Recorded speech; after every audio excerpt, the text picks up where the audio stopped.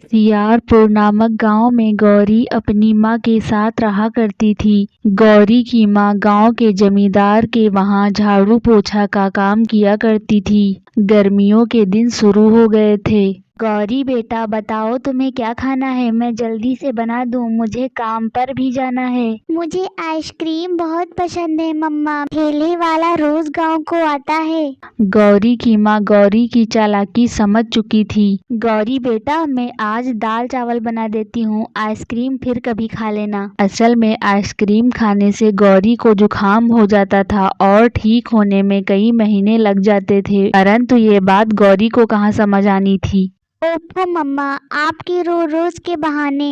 परंतु गौरी बेटा तुम बीमार हो जाती हो ना आइसक्रीम खाने से। मम्मा गौरी को आइसक्रीम वाली ही भूख लगी है। थक हार कर गौरी की माँ गौरी को आइसक्रीम दिला देती है। गौरी खुश होकर आइसक्रीम लेकर गार्डन में चली जाती है। वाओ यम्मी, कितनी टेस्टी है। फिर भी मम्मा गौरी को आइसक्रीम नहीं दिलाती, पर आज गौरी सारी आइसक्रीम खाएगी। तभी गौरी को किसी के रोने की आवाज सुनाई देती है। तुम क्यों रो रही हो? तुम्हारी मम्मा ने आइसक्रीम नहीं दिलाई तुम्हें? गौरी मेरी मम्मा बहुत दूर रहती हैं, उन्होंने मुझे आइसक्रीम नहीं दिलाई है। गौरी खुश होकर कहती है, पर मेरी मम्मा ने दिलाई है, देखो कितनी टेस्टी है और मैं इसे खाने जा रही हूँ। गौरी क्या तुम मुझे अपनी आइसक्रीम दे सकती हो, मेरी मम्मा मुझे कभी आइसक्रीम नहीं दिलाती हैं। गौरी मन मारकर कहती है, अच्छा ठीक है, तुम ले लो, मैं मम्मा से बोलकर दूसरी आइसक्रीम ले आऊंगी। यह बोलकर गौरी नीली परी को अपनी आइसक्रीम दे देती है। गौरी तुम्हारी दयालुता से खुश होकर मैं तुम्हें ये बीज दे रही हूँ, इन्हें तुम जमीन में बो देना और इस पर बहुत सारी आइसक्रीम लगने लगेंगी।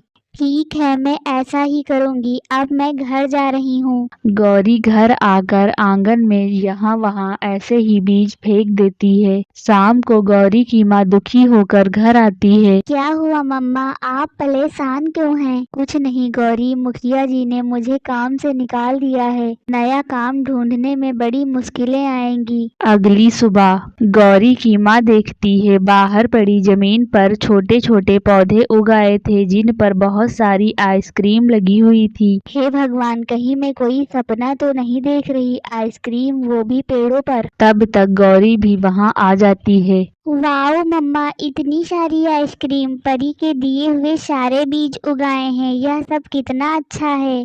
कौन सी परी गौरी, तुम किसकी बात कर रही हो? गौरी अपनी माँ को सारी बात समझा देती है जितना उसको समझ में आया था। गौरी की माँ को ज्यादा कुछ समझ तो नहीं आया, पर वह बोली, चलो अच्छा है, मेरे पास काम भी नहीं था, अब गर्मियाँ शुरू हो गई हैं, आइसक्रीम ही बेच आया करूंगी। तभी गौरी कहती है, मम्मा अब मैं रोज आइसक्रीम खाऊंगी क्योंकि यह मेरे पौधे हैं। हे भगवान, ऐसे तो गौरी बीमार पड़ जाएगी। पर गौरी कहाँ किसी की सुनने वाली थी। गौरी सारा दिन आइसक्रीम के पेड़ों की देखभाल किया करती और खुद भी खाया करती।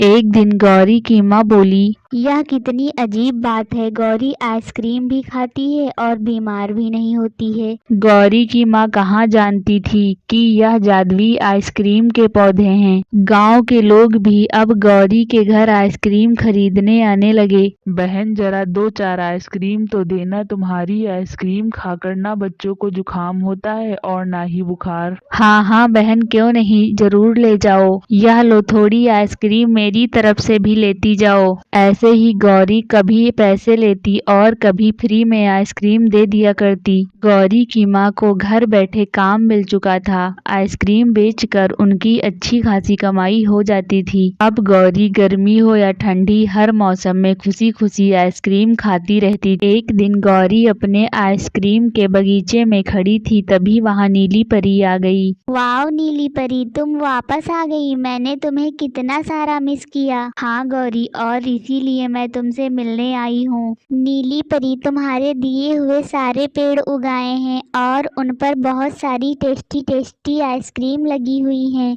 अब मैं रोज आइसक्रीम खा सकती हूँ। तुम कितनी अच्छी हो नीली परी। यह मेरी अच्छाई का नहीं, तुम्हारी दयालुता का फल है गौरी। ध्यान रखना, जब तक तुम दयालु रहोगी तभी तक इन पौधों पर आइसक्रीम लगेंगी, अन्यथा ये सारे पेड़ मुरझा जाएंगे। हाँ नीली परी, मैं समझ गई। मैं कभी भी बुरी लड़की नहीं बनूंगी। प्लीज दोस्तों, वीडियो को लाइक कीजिए, सब्सक्राइब कीजिए और शेयर कीजिए।